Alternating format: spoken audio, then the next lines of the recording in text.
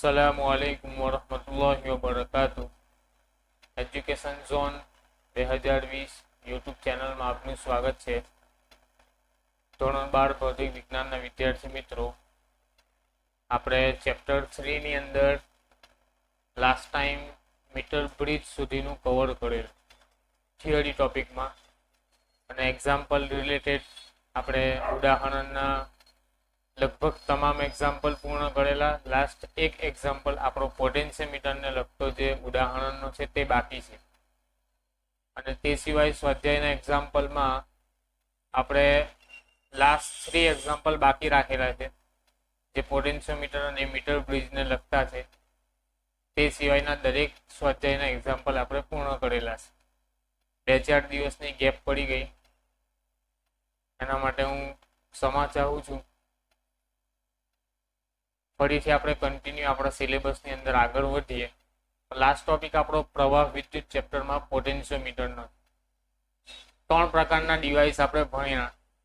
एक तो आपणे विस्टन ब्रिजनो उपयोग जोयो कि विस्टन ब्रिजनी मददथी अज्ञात अवरोधनुं मापन कई रीते थई शके।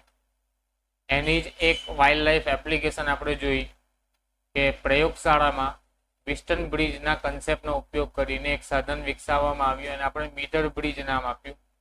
मीटर ब्रिजनी मददथी पण लंबाईना रिलेटेड आपणे लंबाईना जे मापो आवे, लंबाईनुं जे जोकी द्वारा मापन करीए एना संदर्भमां अज्ञात अवरोधनुं मूल्य केवी रीते मेळवी शकाय। आपणे सूत्र जोयेलुं R = S काउंसमां L1 ना छेदमां 100 - L1। एना मुजब तमे अज्ञात अवरोधनुं मापन करी शको छो। त्रीजुं एक आपणुं डिवाइस छे प्रयोगशाळामां जेनो मोटा प्रमाणमां उपयोग थाय, बल्की डिवाइस छे, मोटा मतलब वजनदार अने एक मोटू साधन छे, एनुं नाम छे पोटेन्शियोमीटर। एनो सिद्धांत शुं, एनुं काम शुं? तो पोटेन्शियोमीटरना नामना साधननी मददथी आपणे विद्युत स्थितिमानना तफावतनुं मापन करी शकीए। शुं करी शकीए? विद्युत स्थितिमाननो तफावत आपणे मापी शकीए। तमने एवो प्रश्न थाय, आटલું મોટું સાધન વિકસાવવાનું, એના કરતાં વોલ્ટમીટર લગાવી દઈએ તો વોલ્ટમીટરથી પણ વોલ્ટેજ મપાય, તો પછી પોટેન્શિયોમીટરની જરૂર કેમ પડી? તો આપણી જે સાદી સર્કિટ હોય કે જે બેટરી હોય, બેટરી સાથે તેનો આંતરિક અવરોધ હોય, એની સાથે વાયરને કનેક્ટ કરીને આપણે કોઈક એક્સટર્નલ અવરોધ આર મૂકીએ, કેપિટલ આર, અને સાથે વોલ્ટમીટર લગાવીએ, ત્યારે જે વોલ્ટેજ આપણને મળે એ આપણને ટર્મિનલ વોલ્ટેજ મળે। શું મળે? Terminal voltage. આપણી જે સિમ્પલ સર્કિટ હોય, તમને સિમ્પલ સર્કિટની યાદ અપાવું, આ પ્રકારની કોઈક તમારી સર્કિટ હોય, આ તમારું વોલ્ટમીટર છે, આ તમારો બહારનો રેઝિસ્ટન્સ, આ તમારી બેટરી, આ તમારો ઇન્ટરનલ રેઝિસ્ટન્સ। આ રીતે તમારી સર્કિટ હોય તો જ્યારે જે વોલ્ટમીટર તમને માપન દર્શાવે એ કયું માપન દર્શાવે? ટર્મિનલ વોલ્ટેજનું। એટલા માટે ટર્મિનલ વોલ્ટેજનું કે વોલ્ટમીટર ત્યારે જ તમને આવર્તન દર્શાવશે અથવા માપન દર્શાવશે જ્યારે એમાંથી કરંટ પાસ થાય। વોલ્ટમીટરમાંથી કરંટ પાસ એટલે કે બેટરી પોતાની અંદરથી કરંટને ડ્રોન કરે, કરંટને પસાર થવા દે છે, એટલે તમને જે વોલ્ટેજનું મૂલ્ય મળે એ આ મળે છે, V = E - IR। તમે આ ભણી ગયા ટર્મિનલ વોલ્ટેજ માટે કે બેટરીનું ઓરિજિનલ જે EMF હતું એના કરતાં IR જેટલો ઓછો વોલ્ટેજ તમને અહીંયા વોલ્ટમીટરમાં બતાવે। મારે જો બેટરીનો ચોખ્ખો EMF મેળવવો હોય, જે નેટ EMF છે, માની લો કે આ મારી 9 વોલ્ટની બેટરી છે, મારે પ્રયોગશાળામાં એ 9 વોલ્ટની છે કે નહીં તે ચકાસવું હોય તો મને વોલ્ટમીટર કામ લાગતું નથી। કેમ કે વોલ્ટમીટર તો શું દર્શાવે? E - IR, એટલે ચોખ્ખા વોલ્ટેજમાંથી IR જેટલો ડ્રોપ તમને દર્શાવે। એટલે મારે જે ચોખ્ખો EMF જોઈતો હોય તો મારે કોઈક સાધન વિકસાવવું પડે, અને એ સાધનનું નામ છે પોટેન્શિયોમીટર। તો પોટેન્શિયોમીટર નામના સાધનની મદદથી તમે બેટરીનું ચોખ્ખું EMF મેળવી શકો। બેટરીના બે છેડા વચ્ચેનો ચોખ્ખો વિદ્યુત સ્થિતિમાનનો તફાવત, જે નેટ EMF નું મૂલ્ય હોય તે તમે મેળવી શકો। નંબર 1। નંબર 2, પોટેન્શિયોમીટર નામના સાધનની મદદથી કોઈ પણ બે બેટરીના EMFની તમે સરખામણી કરી શકો। આપણી પાસે બે બેટરી હોય અને એક EMF નું મૂલ્ય ખબર હોય, એક બેટરીનો EMF તમને જાણીતો હોય, તો બીજી બેટરીના EMF નું મૂલ્ય તમે પોટેન્શિયોમીટર નામના સાધનની મદદથી કાઢી શકો। અને ત્રીજી બાબત, પોટેન્શિયોમીટર નામના સાધનની મદદથી બેટરીનો આંતરિક અવરોધ પણ શોધી શકાય. શું શોધી શકાય? બેટરીનો આંતરિક અવરોધ આર, સ્મોલ આર જે છે એનું પણ તમે માપન કરી શકો પોટેન્શિયોમીટર નામના સાધનની મદદથી. હવે આ ત્રણે એપ્લિકેશન, આ તમારો સિદ્ધાંત છે. પોટેન્શિયોમીટરનો સિદ્ધાંત શું? પોટેન્શિયલ ડિફરન્સ માપવાનો, જે ચોખ્ખો ઈએમએફ માપે. નંબર 2, બે બેટરીના ઈએમએફ ની સરખામણી કરે. અને નંબર 3, બેટરીનો આંતરિક અવરોધ તમને માપી શકાય. એટલે ટોટલી જેમ કહેવા જઈએ કે પોટેન્શિયોમીટર એ સાધન તમારા બેટરી માટેનું સ્પેશિયલ સાધન છે. ઈએમએફ માપવા માટેનું, આંતરિક અવરોધ માપવા માટેનું, બેટરીના ઈએમએફ ની સરખામણી કરવા માટેનું એક સ્પેશિયલ સાધન છે. બીજી એક વસ્તુ કે આ સાધન પ્રયોગશાળામાં ઉપયોગી છે.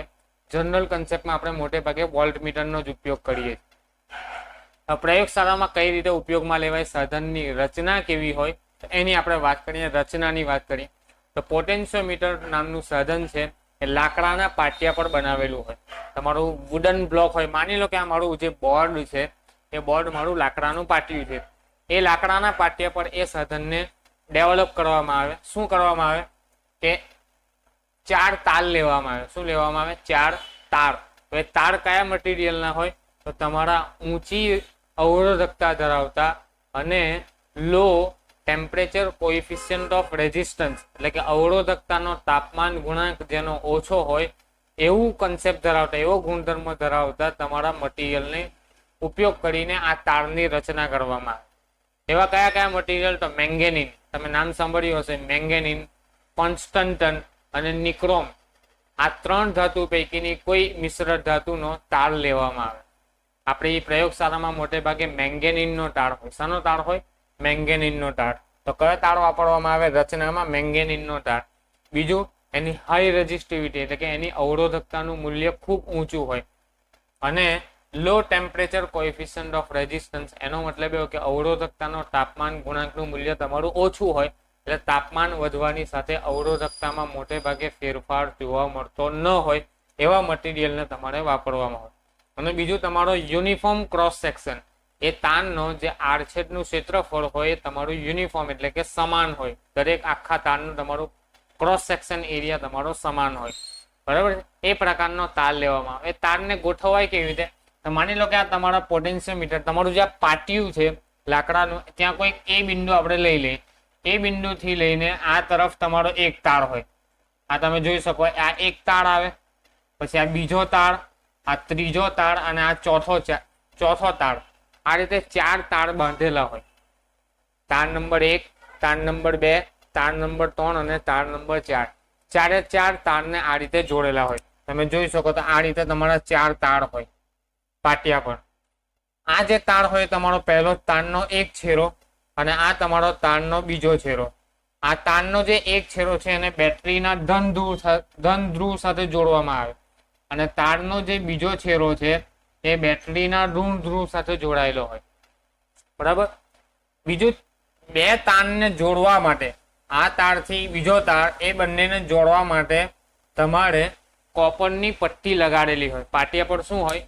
કોપરની સ્ટ્રીપ જેવું લગાડેલું હોય, એક પટ્ટી જેવું હોય. એ 2 તારને જોડવાનું કામ કરે, જે ખૂબ સૂક્ષ્મ લંબાઈની હોય અને ખૂબ ઓછી કન્ડક્ટિવિટી ધરાવતી હોય, કે જેને કારણે પ્રવાહ સહેલાઈથી પસાર થઈ શકે. તો આ પણ તમારી કોપરની પટ્ટી હોય. એ જ રીતે અહીંયા પણ કોપરની પટ્ટી હશે. આ 2 તારને જોડવા માટે નાની કોપરની પટ્ટી, આ 2 તારને જોડવા માટે પણ નાની કોપરની પટ્ટી હોય. તો આ પ્રકારની રચના તમારી પોટેન્શિયોમીટરમાં થયેલી હોય પાટિયા પર. બરાબર? તારની લંબાઈની વાત કરું તો 100 સેન્ટીમીટરનો તાર હોય. મોટે ભાગે જે લેબમાં અને પ્રયોગશાળામાં જે પોટેન્શિયોમીટર વાપરવામાં આવે એમાં એક તારની લંબાઈ કેટલી હોય? 100 સેન્ટીમીટર, એટલે કે 1 મીટર જેટલી હોય. એટલે ટોટલ લંબાઈ કેટલી થઈ? 100, 200, 300 અને 400 સેન્ટીમીટર લાંબો તમારો તાર હોય. અહીંયા તમારે એક ફૂટપટ્ટી જેવું લગાવેલું હોય, માપપટ્ટી જેવું પોટેન્શિયોમીટર. મેં અહીંયા દોરી નથી. અહીંયા તમારી શું હોય? માપપટ્ટી લગાવેલી હોય, જેમાં ઉપર નીચે બંને તરફ તમારા ક્રમિક આંકડાઓ લખેલા હોય. 0 થી લઈને 100 સેન્ટીમીટર સુધીના ઉપર તરફ પણ લખેલા હોય અને નીચે તરફ પણ તમારા 0 થી લઈને 100 સેન્ટીમીટરના આંકડાઓ લખેલા હોય. તો આટલી તમારી રચનાની વાત થઈ કે તારનો એક છેડો તમારો બેટરીના ધન ધ્રુવ સાથે, બેટરીના ઋણ ધ્રુવ સાથે તમારી કડ લગાવેલી હોય. કડ સાથે તમારો રિહોસ્ટેટ એક અવરોધ જેવું સાધન છે, જે તમે લેબમાં જોશો રિહોસ્ટેટ લગાવેલો હોય, જેનાથી ચલિત અવરોધ કહી શકાય એને આપણે, તેનાથી તમે પ્રવાહનું નિયમન કરી શકો. તો એક રિહોસ્ટેટ લગાવેલો હોય અને રિહોસ્ટેટના બીજા સાથે તમારો બી છેરો, તારનો બી છેરો જે છે તમારો ઋણ ધ્રુવ છે, એને તમારા આ તમારો ઋણ ધ્રુવ બને, આ તમારો ધન ધ્રુવ બને. એ રીતે તમારા બેટરીના ઋણ છેરા સાથે તમારા બી છેરાને લગાવેલો હોય. તો આ રચના થઈ ગઈ તમારી પોટેન્શિયોમીટરની. બીજું, એ છેરા પરથી એક વાયર લેવાનો હોય અને એ વાયર સાથે તમારે જે બેટરીનું ઈએમએફ નું માપન કરવાનું છે તે બેટરીને જોડવાની. અહીંયા મેં બે બેટરી દર્શાવેલી છે. આપણે બીજો ટોપિક જે છે આપણો ઈએમએફ ની સરખામણીનો, તેના માટેની આકૃતિ દોરેલી છે. પણ સિમ્પલ આકૃતિની વાત કરું પોટેન્શિયોમીટરની, તો અહીંયા એ છેરાથી એક વાયર લેવાનો, એ વાયર સાથે તમારે જે બેટરીનું ઈએમએફ માપવાનું છે તે બેટરી જોડવાની. બેટરીના બીજા છેરા સાથે તમારે ગેલ્વેનોમીટરને જોડવાનું અને ગેલ્વેનોમીટરના બીજા છેરા સાથે તમારે જોકીને જોડવાની. જોકી એટલે આ પ્રકારની કંઈક પેન ટાઈપનું એક સાધન આવે, તમે લેબમાં જોશો, જે તાર પર આ રીતે ફેરવવાનું આવે જોકી, જેનાથી તમને તટસ્થ બિંદુ મળે. જે રીતે મીટર બ્રિજમાં આપણે જોતા હતા ગેલ્વેનોમીટરનું આવર્તન શૂન્ય થાય તે પોઈન્ટને તમે તટસ્થ બિંદુ કહેતા હતા. એ રીતે રચના કરેલી હોય. બીજી વસ્તુ કે બેટરીમાંથી કોન્સ્ટન્ટ પ્રવાહ વહેતો હોય. આજે તમારી એક્સટર્નલ બેટરી છે, ઈ જેટલો ઈએમએફ ધરાવતી જે એક્સટર્નલ બેટરી છે એ બેટરીમાંથી તારમાં કોન્સ્ટન્ટ પ્રવાહ વહેતો હોય. બરાબર છે. હવે આપણે વાત કરીએ કે આ બેટરીનું ઈએમએફ શોધવાનું છે, તો શું થવું જોઈએ? આ બેટરીનું ચોખ્ખું ઈએમએફ મળવું જોઈએ. ચોખ્ખું ઈએમએફ ક્યારે મળે? જ્યારે તમારી સર્કિટમાંથી પ્રવાહ વહેતો હોય ત્યારે આ તારમાંથી પ્રવાહ વહેવો જોઈએ નહીં, તો તમને ચોખ્ખું ઈએમએફ મળે. પ્રવાહ ના વહે તો તમને ગેલ્વેનોમીટર આવર્તન શૂન્ય દર્શાવે. શૂન્ય આવર્તન દર્શાવે એનો મતલબ કે જે આ બાકીની એક્સટર્નલ સર્કિટ છે, આ જે સર્કિટ છે એમાં પ્રવાહ વહેતો ન હોવો જોઈએ. તો તમને શું મળે?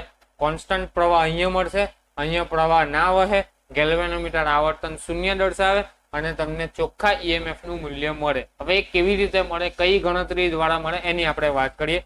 તો સૌથી પહેલા આપણે કામ કરીએ ઈએમએફ ની સરખામણી અને માપનની. તે પહેલા એક ટોપિક તમારે જોવાનો છે, પોટેન્શિયલ ડ્રોપ અથવા વોલ્ટેજ ગ્રેડિયન્ટ કોને કહેવાય. તો કોઈ પણ તમે તાર લો, ધારો કે 10 મીટર લંબાઈનો અથવા 9 સેન્ટીમીટર લંબાઈનો તમારો કોઈ તાર હોય, તો તારમાં જેમ જેમ તમે તારની લંબાઈ વધારતા જાઓ તેમ પોટેન્શિયલ ડ્રોપમાં વધારો થતો જાય. એક સિમ્પલ ઉદાહરણ આપું. માની લો કે મારી પાસે કોઈ તાર છે, તાર AB. આ મારો તાર છે AB, એના બે પોઈન્ટ છે X અને Y. હવે A થી લઈને X સુધીની વાત કરું તો મારો પોટેન્શિયલ ડ્રોપ ધારો કે 2 વોલ્ટનો થાય છે. પ્રવાહને પસાર કરું આ પોઈન્ટ થી લઈને આ પોઈન્ટ સુધીમાં, હું આટલા પોઈન્ટની વાત કરું, આટલા વિસ્તારની વાત કરું, તો અહીંયાથી મારો પ્રવાહ અહીંયા સુધી જાય તો મારો પોટેન્શિયલ ડ્રોપ ઓછો આવશે. અહીંયાથી પ્રવાહ મારો અહીંયા સુધી આવશે તો મારો પોટેન્શિયલ ડ્રોપ વધારે. પોટેન્શિયલ ડ્રોપ કેમ વધે? જેમ તારની લંબાઈ વધે તેમ પોટેન્શિયલ ડ્રોપમાં વધારો થાય. કેમ કે લંબાઈ વધે તો અવરોધ વધે, અવરોધ વધે તો IR વધે, IR વધે એટલે પોટેન્શિયલ ડ્રોપ વધે. એટલે જેમ તારની લંબાઈ તમારી વધારે તેમ પોટેન્શિયલ ડ્રોપનું મૂલ્ય તમારું વધારે. એટલે કે પોટેન્શિયલ ડ્રોપ એટલે કે વિદ્યુત સ્થિતિમાન એ તમારે લંબાઈના સમપ્રમાણમાં થાય. એવું કહી શકો કે પોટેન્શિયલ ડ્રોપ એ તમારી લંબાઈના સમપ્રમાણમાં થાય. એટલે V is proportional to L. જેમ તારની લંબાઈ વધતી જાય તેમ તમારા પોટેન્શિયલ ડ્રોપમાં વધારો થતો જાય. સિમ્પલ વસ્તુ છે. માની લો કે આખો તાર તમારો 9 સેન્ટીમીટરનો હતો, બરાબર છે, અને તમારા બે બિંદુઓ વચ્ચેનો પોટેન્શિયલ ડ્રોપ 1 વોલ્ટનો આવ્યો. તમારી 9 વોલ્ટની બેટરી તમે જોડેલી હતી. આ તાર સાથે કેટલા વોલ્ટની? 9 વોલ્ટની બેટરી જોડેલી હતી. હવે સિમ્પલ શું હોય, આની સાથે તમે 9 વોલ્ટની બેટરી આ રીતે તમે જોડેલી હોય, તો આ તમારો ધન છેરો, તો એ બિંદુ તમારા 9 વોલ્ટ પર કહેવાય, અને આ તમારો ઋણ છેડો તો બી બિંદુ તમારા 0 વોલ્ટ પર કહેવાય શરૂઆતની કન્ડિશનમાં. પછી શું થાય? પ્રવાહનું વહન થાય. એટલે કે અહીંયાથી તમારો પ્રવાહ વહે. તો જેમ જેમ 1-1 સેન્ટીમીટર તમે વિચારો તો 1-1 સેન્ટીમીટર પર તમારો 9 સેન્ટીમીટરનો તાર છે અને 9 વોલ્ટની બેટરી છે, તો 9/9 એટલે 1 વોલ્ટ પર સેન્ટીમીટર જેટલો તમારો પોટેન્શિયલ ડ્રોપ મળે. એટલે કે દર સેન્ટીમીટરે તમારો 1 વોલ્ટ જેટલો પોટેન્શિયલ ડ્રોપ થઈ શકે. સમજ પડે છે? તો એને શું કહેવાય? એકમ લંબાઈ દીઠ પોટેન્શિયલ ડ્રોપ. બરાબર, શું કહેવામાં આવે? એકમ લંબાઈ દીઠ પોટેન્શિયલ ડ્રોપ. તો આપણે વાત કરીએ એ મુજબ કે પોટેન્શિયલ ડ્રોપ જે હોય, તારમાં ઉદ્ભવતો જે પોટેન્શિયલ ડ્રોપ છે તમારી લંબાઈના સમપ્રમાણમાં.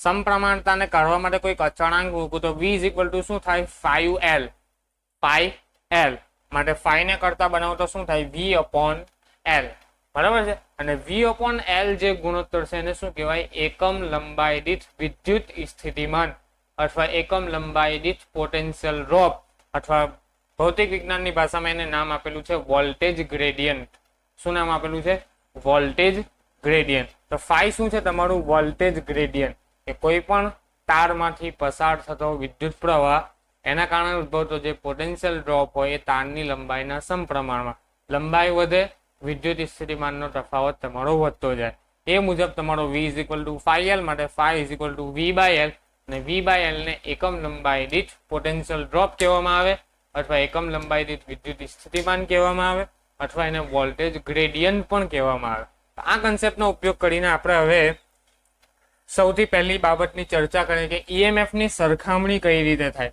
તો તમે સર્કિટ જોઈ શકો છો કે પોટેન્શિયોમીટરની સર્કિટ કયા પ્રકારની હોય તો તમે આકૃતિમાં જોયેલી છે જે આકૃતિ દોરેલી છે એ સર્કિટની વાત કરું છું કે અહીંયા આ રીતે તમારી બે બેટરી લેવામાં આવે બંને બેટરીમાંથી કોઈ પણ એક બેટરીનો ઈએમએફ તમને ખબર હોય માની લો કે હાલમાં આપણને કોઈ પણ ઈએમએફ ખબર નથી આપણે શું કરવાનું આ તો તમારું પોટેન્શિયોમીટરની રચના તો મેં તમને સમજાવી એ પોઈન્ટ સાથે તમારે બે વાયર લેવાના એક વાયર સાથે એક બેટરીને બીજા વાયર સાથે બીજી બેટરીને જોડવાના અને બંનેને 2-way સ્વિચ દ્વારા જોડવાના બંને વાયરને બંને બેટરીને કોના દ્વારા 2-way સ્વિચ 2-way સ્વિચ એટલે શું એમાં 3 પોઈન્ટ હોય 2-way સ્વિચની રચનાની વાત કરું તો એમાં 3 પોઈન્ટ હોય શું હોય 1 પોઈન્ટ 2 પોઈન્ટ અને 3 પોઈન્ટ 1 2 અને 3 અને એની રચના કંઈક આ પ્રકારની હોય આ પ્રકારની રચના હોય તમારી 2-way સ્વિચની તો પહેલી જે બેટરી હોય તમારી એક બેટરી નંબર 1 એનો પહેલો છેડો આની સાથે અને બેટરી નંબર 2 એનો બીજો છેડો આની સાથે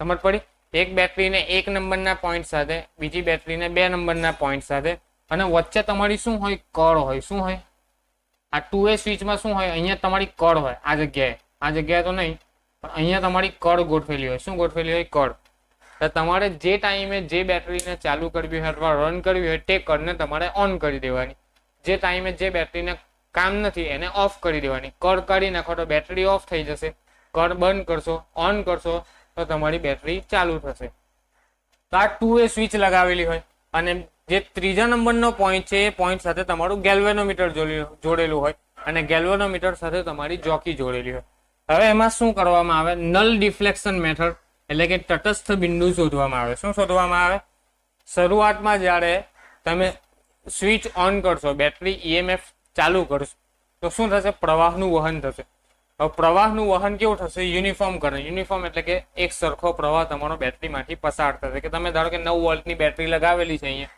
તો 9 વોલ્ટ જેટલો પોટેન્શિયલ ડિફરન્સ ઉત્પન્ન થાય એટલો પ્રવાહ તમારો અહીંયાથી વહેશે હવે શું થશે શરૂઆતમાં પ્રવાહ અહીંયા પણ જશે અહીંયા પણ પસાર થશે શરૂઆતમાં શું થશે પ્રવાહ અહીંયાથી પણ પસાર થશે અહીંયાથી પણ પસાર થશે અને આ તારમાંથી પણ પસાર થશે હવે આપણો એમ શું છે પ્રવાહ ખાલી ડ્રાઇવિંગ સર્કિટમાં જ પસાર થવો જોઈએ એક્સટર્નલ સર્કિટમાં પ્રવાહ પસાર થવો જોઈએ નહીં તો શરૂઆતમાં હું શું કરું પહેલા આ બીજા નંબરની જે બેટરી છે એને બંધ રાખો એટલે કે અહીંયા જે કળ છે એ કળને હું જોડતો નથી ખાલી સૌથી પહેલી બાબત કોને જોડું એક નંબરની બેટરીને અહીંયા જોડી દઉં છું 3 નંબરના પોઈન્ટ સાથે એટલે શું થશે પ્રવાહ વહેશે એટલે અહીંયાથી પણ પ્રવાહ વહેશે અને આ જગ્યાએથી પણ તમારો પ્રવાહ વહેશે હવે આપણે શું કરવાનું જોકીને સરકાવવાની એ બિંદુથી લઈને બી બિંદુ સુધીના તાર પર જોકીને તમારે સરકાવતું જવાનું શું કરવાનું જોકીને સરકાવ ક્યાં સુધી સરકાવવાની જ્યાં સુધી તમારું ગેલ્વેનોમીટર આવર્તન તમારું શૂન્ય દર્શાવવાનો શું મતલબ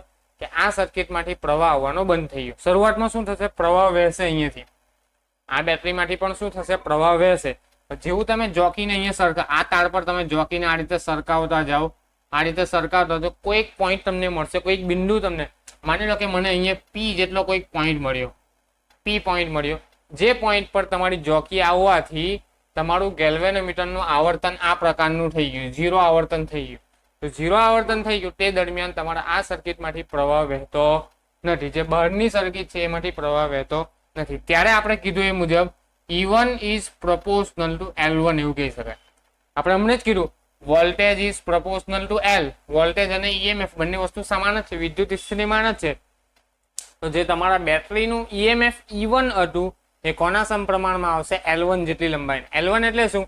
આ લંબાઈ વત્તા આ લંબાઈ. માની લો કે આ તમારી 100 સેન્ટીમીટર અને આ બીજી તમારી 70 સેન્ટીમીટર. તો L1 નું માપ કેટલું આવ્યું? 170 સેન્ટીમીટર. તો E1 is proportional two L1. સમજ પડી? આ તમારું કોના માટે આવ્યું? E1 નામની બેટરી માટે. અને કોન્સ્ટન્ટ મૂકીએ તો આપણે શું આવશે? E1 is equal two 5L1. આવું લખી શકાય. માટે 5 ઇઝ ઇક્વલ ટુ E1 ના છેદમાં L1. સમીકરણ નંબર 1. હવે આવી શકે. આ જ કામ સેમ રિપીટ કરવાનું બેટરી નંબર 2 માટે. હવે શું કરવાનું? આ છેડાને તમારે ખોલી નાખવાનો અને બીજી બેટરીના છેડાને તમારે જોડી દેવાનું. ઓકે, એટલે શું થશે? બીજી બેટરી માટે તમારું આવર્તન આવશે. બંને બેટરી અલગ અલગ વોલ્ટની છે એટલે જુદા જુદા મૂલ્ય આવશે L1 ના. અહીંયાથી તમે પ્રવાહ પસાર થતો હશે. હવે શું કરશો? તમે જોકીને સરકાવશો. જોકીને સરકાવશો, તમને માની લો કે આ પોઈન્ટ Q પોઈન્ટ પર તમને એવું મળ્યું ગેલ્વેનોમીટરે આવર્તન 0 દર્શાવ્યું. ગેલ્વેનોમીટરનું આવર્તન 0 એનો મતલબ કે ઉપરની સર્કિટમાંથી પ્રવાહ વહેવાનો બંધ થઈ ગયો. એટલે આપણને એક તટસ્થ બિંદુ મળ્યું. એ તટસ્થ બિંદુનું નામ તમારું L2 કયું છે? એ તમારું Q પોઈન્ટ છે. તો એ 100, 200 અને આ 230 એવું માની લો. તો 230 સેન્ટીમીટર પર તમને તટસ્થ બિંદુ મળ્યું. એના માટે પણ તમે લખી શકો E2 is proportional two L2. માટે E2 is equal two 5L2. 5 તમારો કોન્સ્ટન્ટ છે. માટે 5 બરાબર શું થાય? E2 ના છેદમાં L2. સમીકરણ નંબર 2. સમીકરણ 1 અને 2 બંનેની ડાબી બાજુ સરખી તો બંનેની જમણી બાજુ સરખી. તો તમે એવું કહી શકો E1 ના છેદમાં L1 is equal two E2 ના છેદમાં L2. આ તમારો પહેલો સંબંધ આવી ગયો કે બેટરીના બે ઈએમએફ ની સરખામણી તમે આ નિયમ મુજબ કરી શકો છો. આમાંથી તમને કોઈ એક ઈએમએફ આપેલું હોય. માની લો કે E1 બેટરીનું મૂલ્ય તમને આપી દીધેલું છે. E2 બેટરીનું મૂલ્ય શોધવું હોય તો સિમ્પલ તમે અહીંયાથી E2 ને કરતા બનાવી શકો. તો E2 બરાબર E1 L2 ના છેદમાં L1 કરીને તમે બેટરી નંબર 2 નું ઈએમએફ નું મૂલ્ય કાઢી શકો. અને આ જે ઈએમએફ આવશે તમારું ચોખ્ખું ઈએમએફ આવશે. બરાબર છે? તો આ તમારી પહેલી પદ્ધતિ કે પોટેન્શિયોમીટર નામના સાધનની મદદથી બે બેટરીના ઈએમએફ ની સરખામણી આ પદ્ધતિ દ્વારા કરી શકાય છે. આ તમારી પહેલી વાત. બીજી બાબત શું છે? તમારે ઇન્ટરનલ અવરોધ શોધવાનો. આંતરિક અવરોધ શું શોધવાનો છે? આંતરિક અવરોધ. તો એ કેવી રીતે થાય? તો તમારે સર્કિટમાં થોડો ઘણો ચેન્જ કરવાનો. શું કરવાનો છે? સર્કિટમાં થોડો ઘણો ચેન્જીસ કરવાનો. કેવી રીતે ચેન્જ કરશું? તો આપણે જે બેટરી લીધેલી એ બેટરીને અહીંયાથી કાઢી નાખીએ. 2A સ્વિચને આપણે અહીંયાથી કાઢી નાખીએ. જોડાણ કઈ રીતે કરવાનું છે તે જોજો,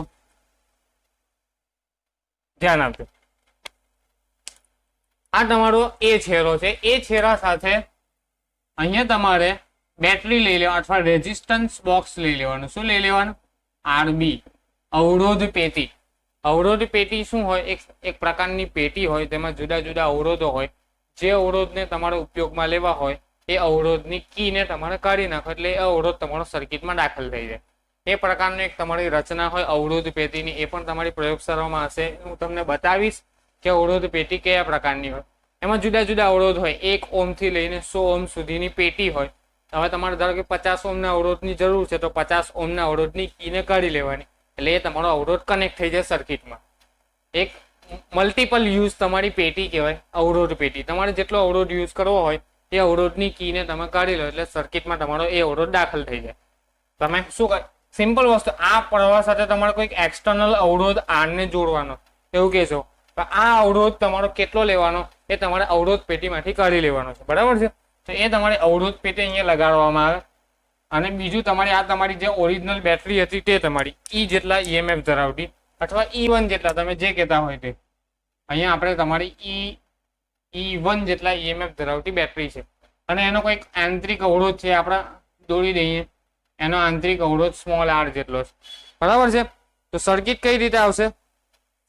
અહીંયા તમારે કળ લગાવી હોય તો લગાવી શકો. અહીંયા તમારે ધારો કે કળ લગાવી દઈએ K જેટલી, K1 જેટલી તમારી કળ. અહીંયા K1 છે તો અહીંયા K2 નામ આપી દો.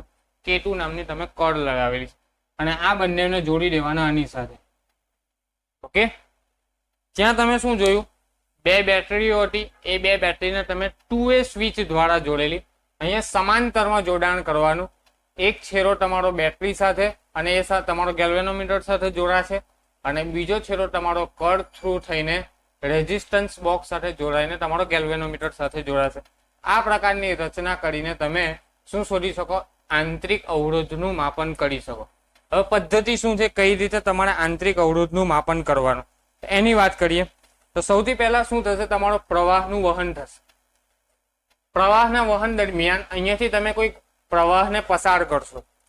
હવે માની લો કે મારી આ કળ બંધ છે, કળ ખુલ્લી છે. સૌથી પહેલી વાત આપણે કળ ખુલ્લી છે તેની વાત કરીએ. કળ ખુલ્લી છે, કળ ખુલ્લી છે એટલે આ બેટરીમાંથી આ જે છેડો છે એમાંથી કોઈ પણ પ્રકારનો પ્રવાહ પસાર થાય નહીં. ત્યારે તમને ખાલી પ્રવાહ ક્યાંથી પસાર થશે? આમાંથી અને આમાંથી પસાર થશે. બરાબર છે. ત્યારે તમે કઈ બિંદુ મેળવશો. શું મેળવશો? કઈક બિંદુ, તટસ્થ બિંદુ તમે મેળવશો. એ તમારું L1 છે. બરાબર છે. અને પછી શું કરશો? અહીંયા તમે બેટરી મૂકશો, કળ તમે જોડી દેશો. કળ જોડી દેશો એટલે પ્રવાહ અહીંયાથી પણ પસાર થાય, અહીંયાથી પણ પસાર થાય. એટલે તમારો જે વોલ્ટેજ ડ્રોપ આવશે, જે તટસ્થ બિંદુ મળશે એ તમારું V જેટલું મળે, ટર્મિનલ વોલ્ટેજ જેટલું. કેમ? આપણી પેલી સર્કિટ યાદ કરો, હમણાં મેં શરૂઆતમાં જ કીધેલી, R જેટલો અવરોધ હોય, તમારું એ બિંદુ છે, અહીંયા તમારી બેટરી છે, અહીંયા તમારો ઇન્ટરનલ રેઝિસ્ટન્સ છે, આ E જેટલું EMF, R જેટલો ઇન્ટરનલ રેઝિસ્ટન્સ અને બેટરીને આ રીતે જોડેલી છે. તો અહીંયા તમને ટર્મિનલ વોલ્ટેજ, અહીંયાથી તમે જો પ્રવાહને પસાર કરો તો તમારો V મળે. શું મળે? E - IR. આ પ્રકારે તમને ટર્મિનલ વોલ્ટેજ મળતો હતો. E - IR જેટલો વોલ્ટેજ પ્રવાહ પસાર થતો. તો એવું જ છે કે શરૂઆતમાં જ્યારે તમારી કળ ખુલ્લી હશે ત્યારે તમને ચોખ્ખો EMF E મળશે, જે કોના સમપ્રમાણમાં? L1 ના. એટલે E1 is proportional two L1. તમને L1 કોઈ બિંદુ મળશે ગેલ્વેનોમીટર જોકી દ્વારા, અને બીજી વખત તમે V પસાર કરશો તમને શું મળશે? L2. સમજ પડે? E1 વખતે L1 મળશે અને જ્યારે ટર્મિનલ વોલ્ટેજ મેળવશો ત્યારે તમને L2 કઈક બિંદુ મળશે. આ બંનેને આપણે પ્રોપોર્શનાલિટી કોન્સ્ટન્ટ કાઢીએ તો E1 = phi L1 કહી શકાય અને V = phi L2 કહી શકાય. બરાબર છે. માટે આના પરથી તમે સૂત્ર બનાવો તો E1/L1, અહીંયાથી તમે E1/L1 એના બરાબર પણ phi = V/L2 આવું લખી શકો. અને E/V કરો, E/V. E1 ને E1 પણ એવા દઉં, અને આપણે E1 નામ આપી દે અને આપણે E નામ આપી દે એટલે તમારી બુક પ્રમાણે સૂત્ર થઈ જાય. આ તમારું E જ છે એવું માની લો. E જેટલા EMF ધરાવતી બેટરી છે. બરાબર છે. તો E/V = L1/L2 તમારું સમીકરણ આ પ્રકારનું કંઈક આવ્યું. E/V = L1/L2. આ યાદ રાખજો. બરાબર છે. કેવી રીતે આવ્યું? મેં તમને કીધું, કળ ખુલ્લી હોય ત્યારે તમારું EMF મળે, જે ચોખ્ખું EMF છે. આપણી પહેલી પદ્ધતિ જે પહેલા અને આગળ આપણે જોયું તો E પ્રોપોર્શનલ ટુ L1 આવશે, કોઈક તટસ્થ બિંદુ મળે. અને જ્યારે તમે કળ બંધ કરો તો સર્કિટ કંઈક આ પ્રકારની બને. સર્કિટ આ પ્રકારની બને એટલે અહીંયાથી વોલ્ટેજ ડ્રોપ થાય. વોલ્ટેજ ડ્રોપ થાય એટલે તમને ટર્મિનલ વોલ્ટેજ મળે. એ તમારો V જેટલો હોય એ તમારો E - IR જેટલો થાય. તો એ વોલ્ટેજ ડ્રોપ પ્રમાણે તમારો V પ્રોપોર્શનલ ટુ L2 આવશે. માટે V = phi L2. આ બે સમીકરણ પરથી તમને E/V ગુણોત્તરનું મૂલ્ય મળશે L1/L2. એક ગુણોત્તર આ મળ્યું. હવે આગળની વાત કરીએ. આ સર્કિટ માટે આગળની વાત ચાલો. E શું છે? તો E EMF છે. EMF કેવી રીતે મળે? IR. આપણે ઓહમનો નિયમ લગાવીએ તો ઓહમના નિયમ મુજબ E = શું? IR. હવે R તરીકે શું છે? તમારો આખો અવરોધ R+R. એક તો તમારો રેઝિસ્ટન્સ બોક્સનો અવરોધ અને બીજો તમારો બેટરીનો આંતરિક અવરોધ. તો E = IR થશે અને V = I/R. આ તમારો કેપિટલ R. આ બે સમીકરણ પછી તમે E/V કરો. સમીકરણ 1 અને સમીકરણ 2 નો તમે ગુણોત્તર મેળવો તો આના ભાગ્યા આ થશે તો I કેન્સલ થશે, R+R/R આવશે. બરાબર છે. આ તમારું સમીકરણ 1 આવ્યું. અને પેલું સમીકરણ આપણે જોયું E/V = L1/L2. હમણાં આપણે મેળવ્યું તે E/V = L1/L2. અને આ પણ E/V = R+R/R. આ અને આ બંને સમાન થાય. બંનેની ડાબી બાજુ સમાન તો બંનેની જમણી બાજુ સમાન. તો આપણે સરખાવી દઈએ. L1/L2 = R+R/R. L1/L2 R ને R વડે ભાગું તો R/R. આ R ને R વડે ભાગું તો +1. બરાબર. આ +1 ને પેલી બાજુ લઈ જાઉં તો R/R = L1/L2 - 1. માટે L1/L2 - 1 આ R ને આ બાજુ લઈ આવું તો ગુણ્યા R. તો તમને ઇન્ટરનલ અવરોધનું સૂત્ર મળી ગયું. આંતરિક અવરોધ r બરાબર L1/L2 - 1 × R. તો તમે પોટેન્શિયોમીટર નામના સાધનની મદદથી બેટરીનો આંતરિક અવરોધ કરી શકો. કેમ? L1 લંબાઈ તમને ખબર છે. કેવી રીતે? તમે કળ ખુલ્લી રાખેલી ત્યારે તમે L1 નું માપન કરેલું જોકીની મદદથી. L2 લંબાઈ પણ ખબર છે જ્યારે તમે કળ બંધ કરેલી અને અવરોધ કોઈ કાઢેલો. તમે R જેટલો અવરોધ તમે ધારો કે રેઝિસ્ટન્સ બોક્સ માંથી કાઢેલો આર અવરોધ પણ ખબર છે, L2 નું માપન પણ તમે જોકી વડે કર્યું. તો આ ત્રણ વસ્તુ તમને ખબર છે તો ઇન્ટરનલ રેઝિસ્ટન્સ બેટરીનો તમને આ પદ્ધતિની મદદથી મળી જાય. તો સિમ્પલ આ તમારી પોટેન્શિયોમીટરની ચર્ચા હતી. પોટેન્શિયોમીટર નામના સાધનની મદદથી તમે ત્રણ વસ્તુનું માપન કરી શકો. એક તો કોઈ પણ સિંગલ બેટરી હોય એનો ઈએમએફ તમે કાઢી શકો જે તમને ચોખ્ખો ઈએમએફ નું મૂલ્ય આપે. બીજું કોઈ બે બેટરી હોય તો ઈએમએફ ની સરખામણી E1/E2 L1/L2 પ્રમાણે કાઢી શકો.